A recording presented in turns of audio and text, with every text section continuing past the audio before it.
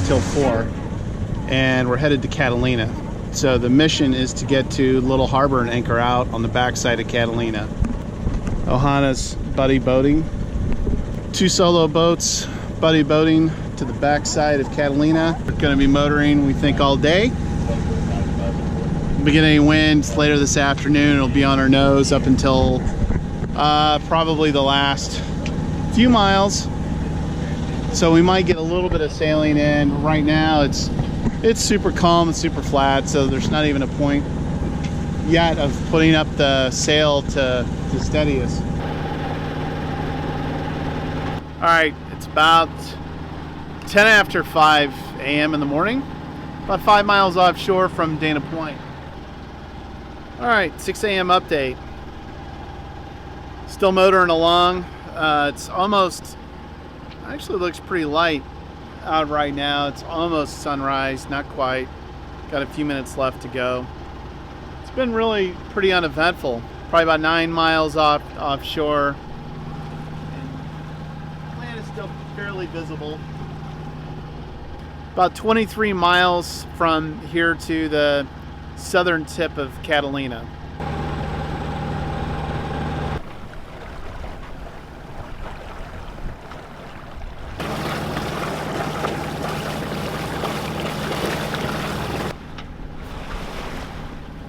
It's 6:23 a.m. We got a little bit of a breeze starting to fill in.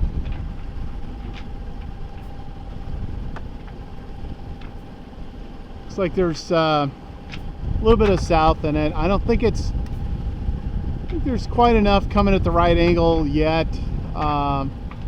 Maybe I might put up the main. So I waited till close to 6:30 till it got light out before I started making coffee. I could have used this about 3 hours ago.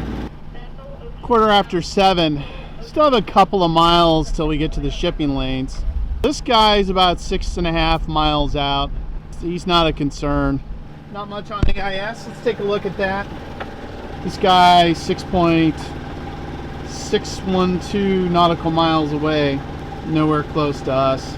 So one thing I'll talk about is this tiller pilot. It's a Raymarine ST 2000 Plus. It's pretty sweet. It has an internal compass. You can see. Take a look at that. So you can see the heading it thinks it's going on. It's usually not too far off, but the only issue is if you get in big seas, it doesn't work very well. It doesn't keep up very well with big seas. The biggest benefit really is stuff like this where you're just motoring all day and it's calm and you just want to go on a straight course. It's decent in sailing in moderate conditions. I have noticed that it drifts a little bit, so every once in a while I have to change and move the heading up or move the heading down to kind of keep it lined up. I figured out exactly why it does that. I might need to do some figure eights and go through some kind of recalibration for it, but for the most part it works really well. I've got a second one, a backup. I did have to pull off. I actually had a wind vane on the sailboat, a mechanical one. But the problem was the boat was too long for the slip, so it was either pay $180 a month extra for the oversized fee because I was too big for the slip, or it was pull off the old self-steering, which needed some work. I think it had probably had a lot of salt and everything else in it. Hadn't been lubed up for a long time in use, so I think it needed some work and some maintenance to really make it functional anyways. So I pulled that off because I figured after a couple of years, I could just buy a brand new one for what I'd be paying just to have this thing on the back. So I think eventually, if I wind up keeping this boat longer term, I'll probably put a hydrovane on it. I like the fact that they can be used as an emergency tiller or emergency rudder, in addition to doing the self-steering, and so we'll see. But really don't need that around here. It's just, it's short distance stuff. Most of the stuff that I'm doing, Southern California, you get a lot of light wind days or no wind days. So, you know, you don't really need much more robust than that. And I mean, Catalina's 30 miles away, 32 from Dana Point. So I'm not really worried about running the batteries down or, you know, that type of thing. And since I'm motoring a lot, it seems I'm recharging the batteries quite a bit. And of course, I can always steer by hand, which when I'm motoring, it doesn't really matter. But when I'm sailing, often with good wind, I enjoy actually sailing by hand. I think it's a little bit more fun. But you know, when you've got a 10-hour trip, 8-hour trip, certainly it's super good to have, especially when you're solo, because you know, going up, working on the foredeck, putting the main up, getting the main off, getting the boat off the wind, pulling up the fenders, you know, all those things become much easier when you've got a tiller pilot.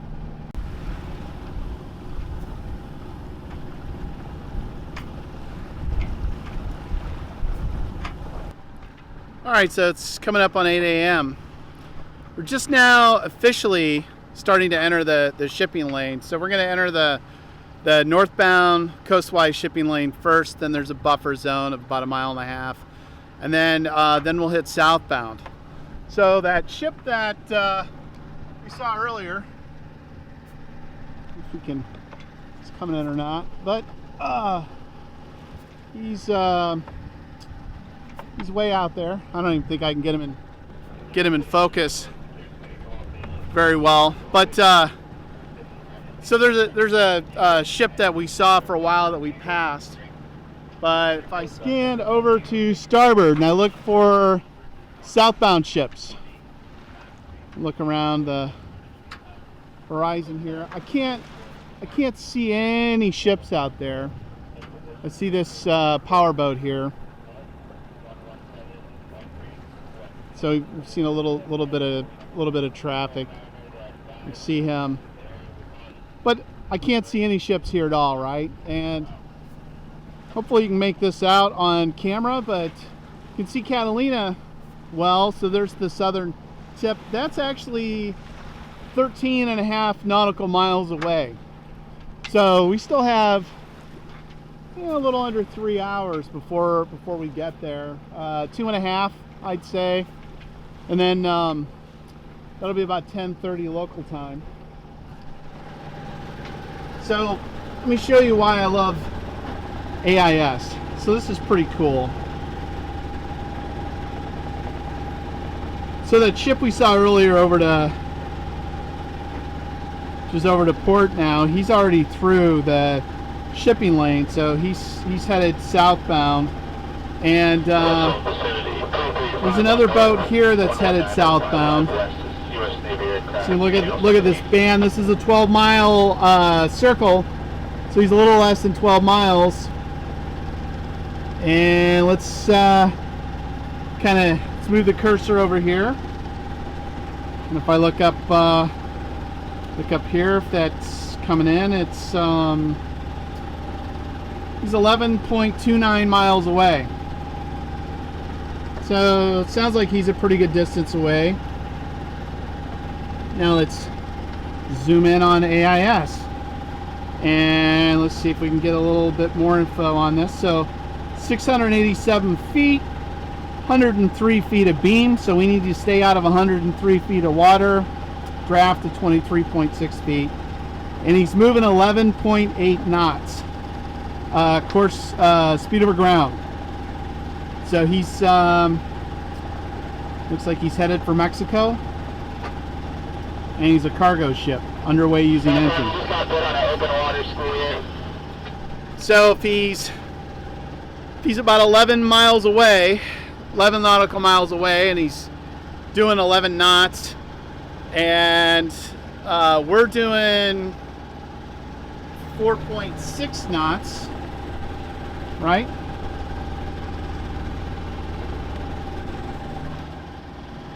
We have a mile for the northbound coastwise shipping lane, 1.5 miles for the buffer, and then another mile for the southbound lane. Means roughly we should be ahead of this guy by a little bit, right? But it's going to look like he's pretty close. But if he speeds up or we slow down for some reason, we'll have to keep an eye on him and just make sure that we're going to clear him. So a little bit of traffic, it makes things interesting, but the really super sweet thing about AIS is that I can see this, I can see where this ship is and know where he is relative to me well before I can see him visually, which is super cool. So any concerns, I can then get it on the radio and I can hail him and ask him if he wants us to go in front of him or behind him, and you know, and so I haven't really had to do much of that. Usually, if I'm getting pretty close, I'll just steer behind him anyways, unless I've got a good reason not to. But for the most part, you know, these guys are restricted pretty much by their shipping lanes, and you know, if I'm under power, they're under power. I can maneuver a lot easier than they can. So, you know, let them go ahead and you know, continue on their voyage without disturbing them too much, since those guys are working and I'm just doing leisure. But yeah, we'll see. So another close to an hour, maybe a little less. We'll do another update, and we'll see where this guy winds up. 8:03 a.m. update. So I like to keep the radio on scan, and I'll scan across a pretty wide number of channels. You know, 16, 9, 22, kind of the obvious ones, but I'll hit a pretty broad range because I just like to hear what's going on with you know, what's going on and everything like that. Every once in a while I hear something interesting. Sometimes I'll tone it down a little bit just because it gets, you know, all that chatter. It's kind of loud every once in a while. It's nice to just enjoy some peace and quiet, but when the motor's running, you don't really have that anyways. But if you heard a pun from the Coast Guard, so there's a boat that has their EPIRB set off, and I think that's probably a little closer to the Channel Islands. I didn't look exactly at the coordinates to see where they're at on the chart, but they're quite a distance from where I'm positioned right now. The other thing that I've heard is a Navy patrol craft on VHF 16 trying to hail a boat, and they've done that several times this morning. Again, it's pretty good distance from where I'm at, but we can pick those up, especially the aircraft, since VHF's line of sight, they've got a pretty good range on it. So I thought that was interesting. I'm guessing fishing boats that went out early, that type of thing, maybe ran into some problems. Okay, it's 8:19. We've got about 2 miles to go to get out of the shipping lanes. Heated up the engine a couple hundred RPMs, so we're gonna pass in front of the ship. We've got a pretty good view of them right now, and you know, it's not gonna be super close, but as far as shipping lanes go, for me, it's gonna be close enough. So Ohana's doing the same thing. So with a couple miles to go, let's take a look and see where this guy's at. So we've sped up a little bit. We're up to 4.8 knots. He's doing 11.7 knots, and his current range is what? He's about 6.6 knots, so he's a little over 30 minutes out. And I see a CPA of 1.244 miles, 1.215. Closest point of approach, I think. So we should have a little over a mile separation between us in about a half an hour. So if I were just eyeballing this and I didn't have all these electronics, I don't know. I mean, you can take a look here. See this guy out here. He, if I can get it to zoom on him even.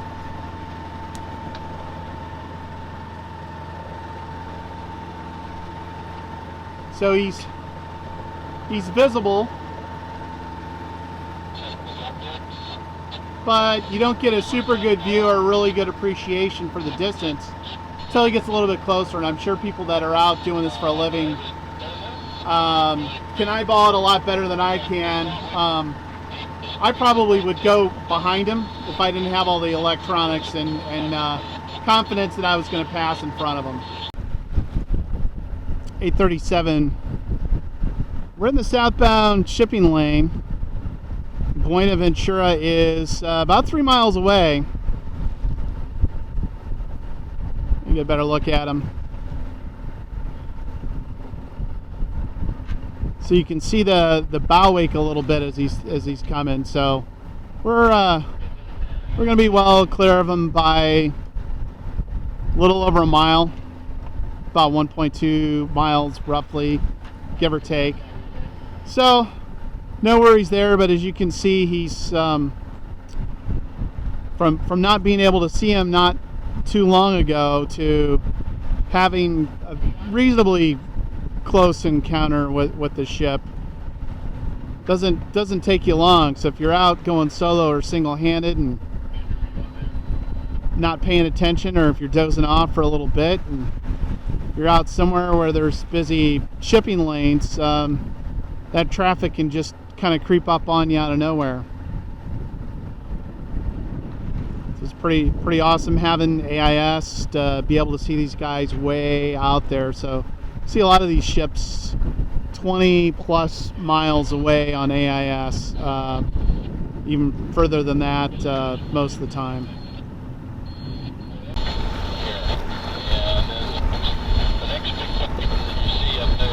Here's the Buenaventura again.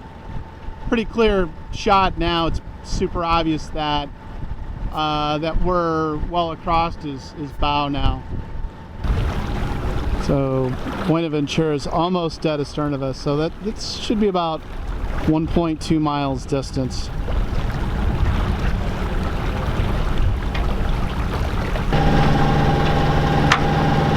Pretty decent view of Catalina at this point. I zoom in if you can make out Avalon very well, but it's out there. We're gonna head south of the tip of the island here and work our way to the backside. Only about 8 miles from the island at this point.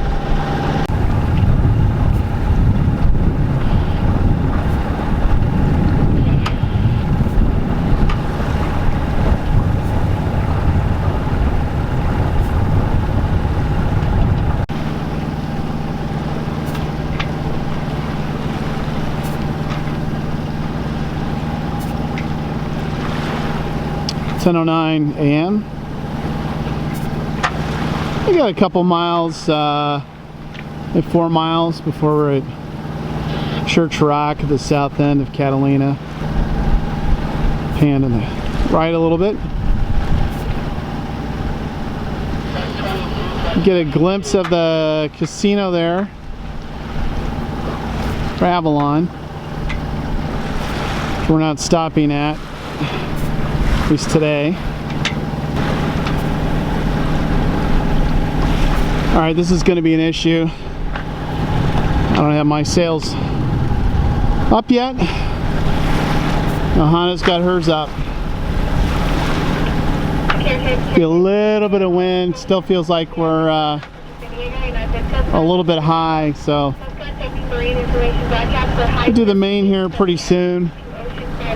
And then see if we're at a good enough angle to run the head sail. Signs of life.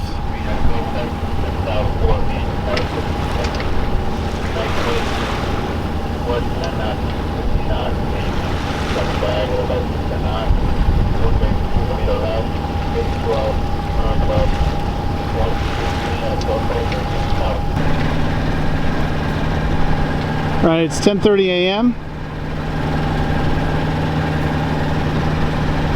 Hannah's got her sails up. Got my sails up. Not much wind, just a little bit. Enough to more or less mostly fill the sails. Looks like there's a small boat coming around the corner there. Small sailboat. Get a pretty good view of Church Rock at this point.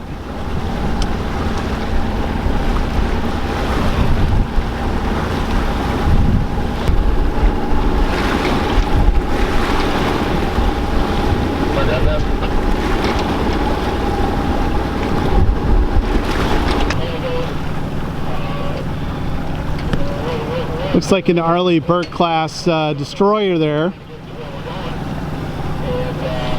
And basically threatening force. When we're driving away from you, you haven't done anything wrong.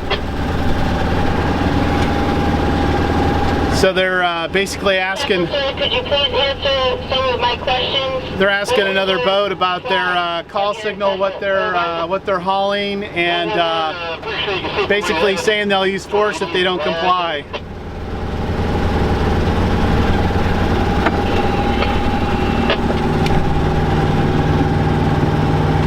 Have a nice day. Hello, Base, this is Worship 111. What is your port of origin, over?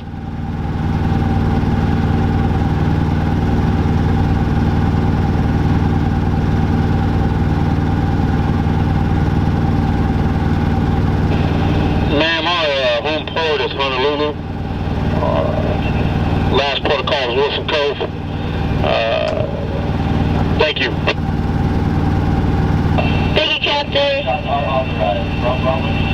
What is the registry and your international call sign, and what cargo do you have on board? Over.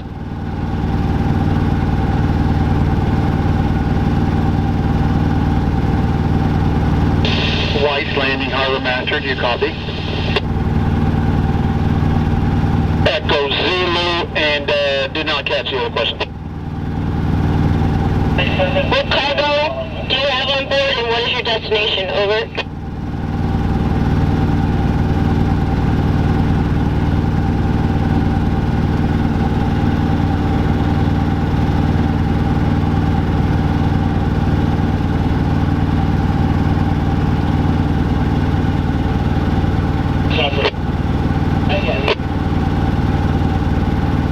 Hello, Base, this is Worship 111. Come to course 150 at 5 knots. Over.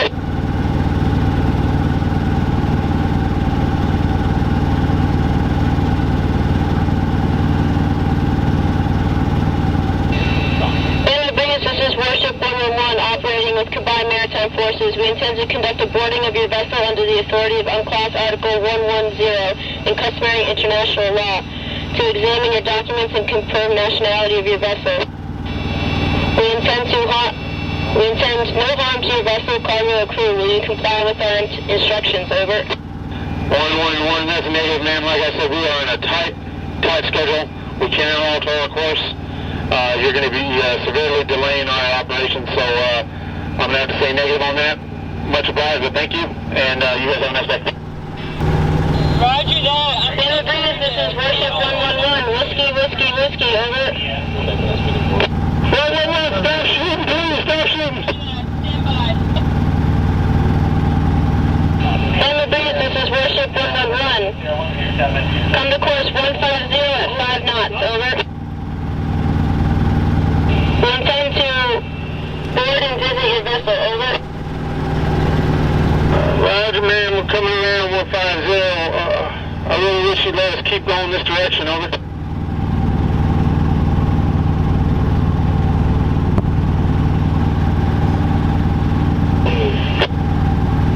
Hello, Base, this is Worship 111. Continue right to 150 at 5 knots. Man, you're stationed off my starboard quarter. If I turn right, I'm going to cut you off. You understand that is not safe, over? Worship 111, we are stopped in the water to allow you to come to starboard to 150 at 5 knots. Over. Yeah, I don't know what these guys were thinking. Pretty much the Navy's not going to say pull over and then not follow through with it. Alright, well if they start sinking these guys and shooting guns, I'll start the video again. Church Rock.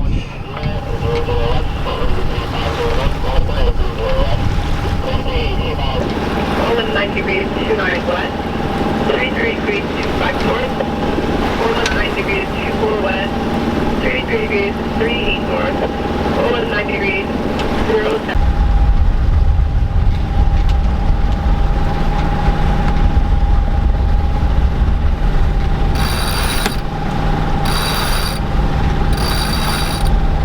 Got to keep a little tension on this furling line for the head sail, otherwise it'll get wrapped up around the drum in a bad way.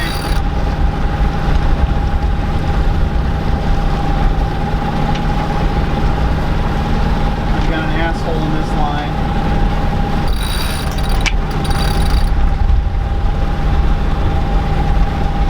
That'll be motor sailing.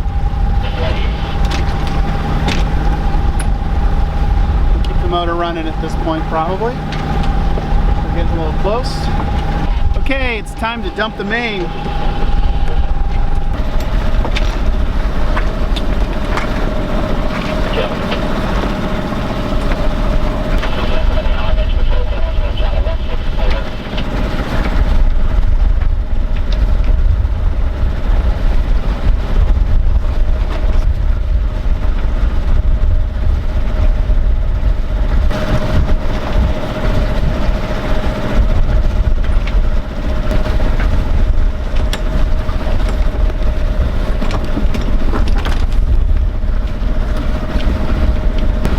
Now, see if we can do the little anchoring.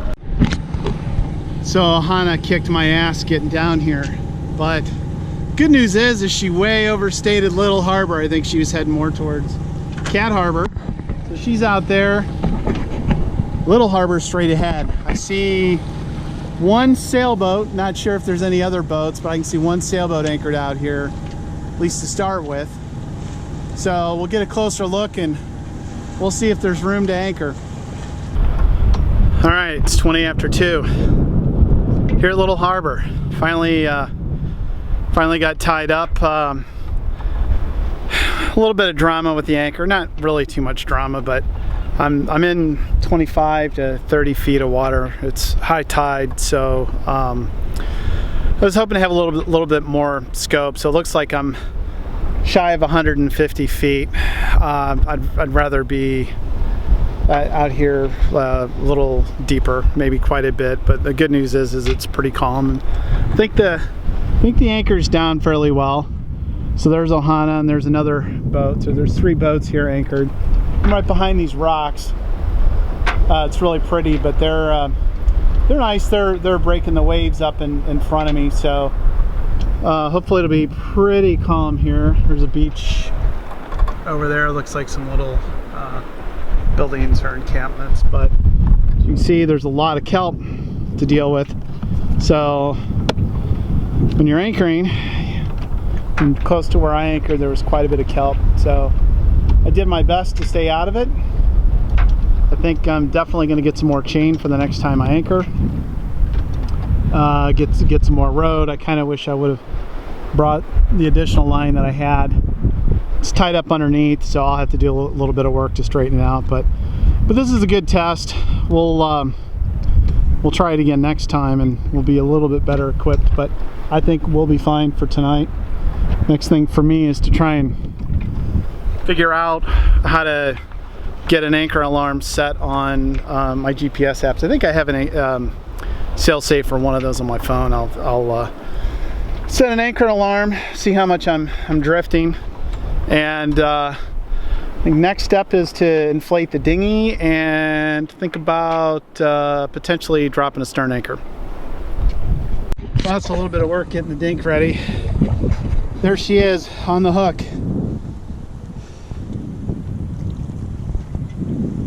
We'll be watching these rocks behind us pretty good. I use the engine to back down. I think she's set. Set an anchor alarm on my phone.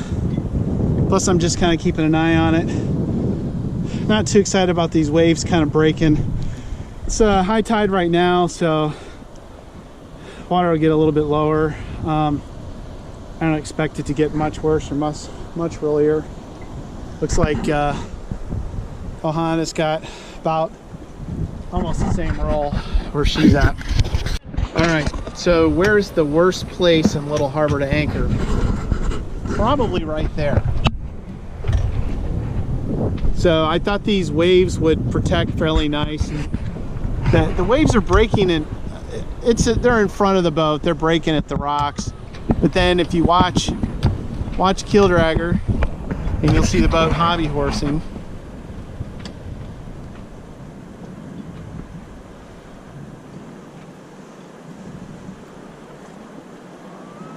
My biggest project for tonight is going to be to get back on the boat and get back to Keeldragger and get the dinghy back on the deck without killing myself. Katie just started her engine. I don't think she's moved, but I think it'd be a little bit more comforting to know that she's got her anchor set further up. So I volunteered to pick up the anchor while she drives over there. She's gonna head up here somewhere and set it and see how that works.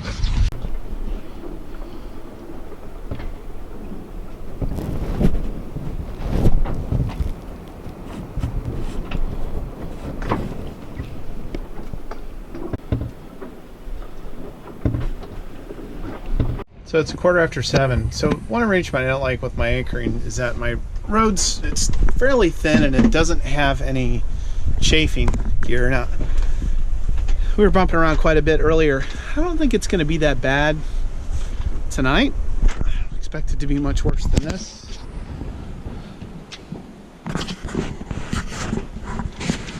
But we'll go take a look. So it's been a few hours and just see if there's any chafing on the line. If there is, we can adjust it, or we can do other things. We can put a rolling hitch on some other line and kind of double it up and make a little bit of a bridle. I don't think I need to do it though. This is going to be a mess to clean up, but such as anchoring. Yeah, it's lightened up quite a bit. There's not much action right now. Not much wind pushing us back. So the other thing I want to think about is whether I wanted to throw out a stern anchor. Yeah. So there actually is some chafing along this line right here. It doesn't look like it's impacting the rope.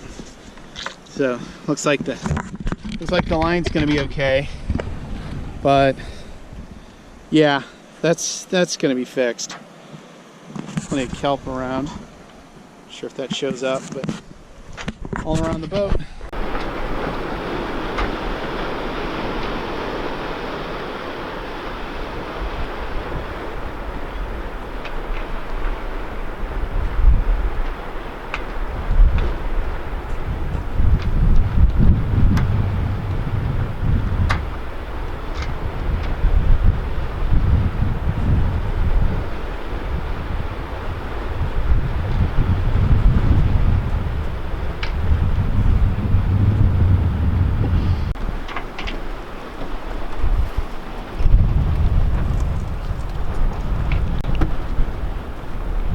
Some tent campers here at the harbor.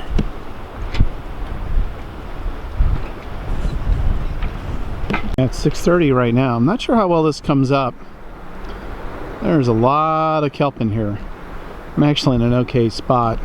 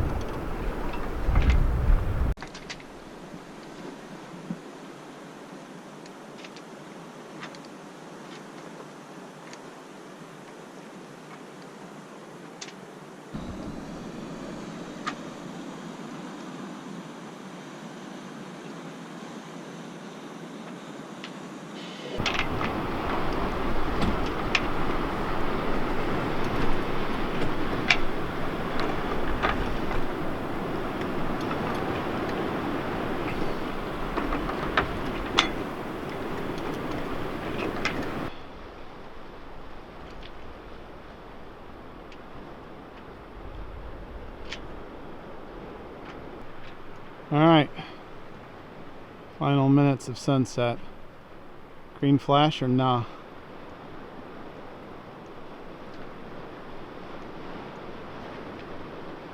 Did not see a green flash. Okay. It's about 11:30 p.m. I am up. I slept a couple hours, took some cat naps, tried to watch meteorites. It's absolutely beautiful here. Supposed to have meteor showers this weekend, but I haven't really seen much, which kind of sucks because we do have a clear view to the sky right now. We had some marine layer kind of covering us, so we didn't really get to see much. So we anchored, and I put out all the scope that I had on the anchor, and there's a little bit of a breeze, as well as some swells coming in when we came in, and tested my anchor, and backed on it to dig the anchor in and everything, and it felt like I wasn't moving anywhere. It was set pretty good, so I didn't have any concerns for that, but I opted not to drop a stern anchor. Well, I've heard that the Danas are notorious for sailing at anchor.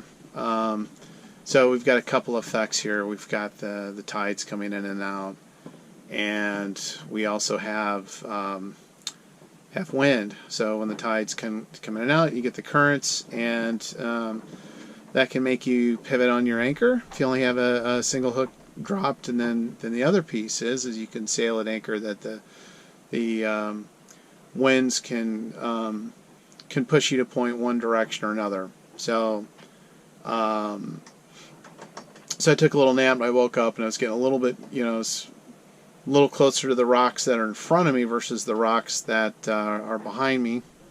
Talked to Ohana a little bit, and she was swinging around her anchor as well. So the wind, and there's not much of a breeze, it's pretty light, but the wind was actually coming out of 180 degrees opposite of what was forecast. Again, it's a light breeze, so it's not a big surprise here on Catalina, but the effect is the wind's clocking around, is making the boat clock around a little bit as well. So I really haven't moved from the general area. I don't think I've broken anchor, even though I've pivoted around a little bit. Glad I added that Mantis anchor swivel a week or two ago. I think it's not that it's making any difference, but the problem is I'm not super concerned that I'm going to get into trouble out here. The only thing I don't like is if I have to pick up anchor and motor out. I need to watch these anchors, or these rocks that are out front. There's enough moonlight that you can see the rocks fairly well, and I think I can stay clear of them. But then the other problem is there's a bunch of kelp in the water, and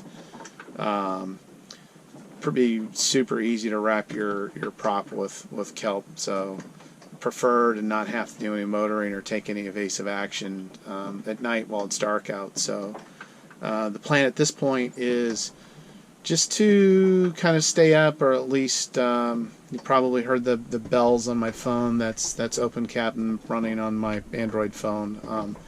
It'll sound the ship's bells every half an hour, so that'll be a cue to me to get up and take a look and see what's going on.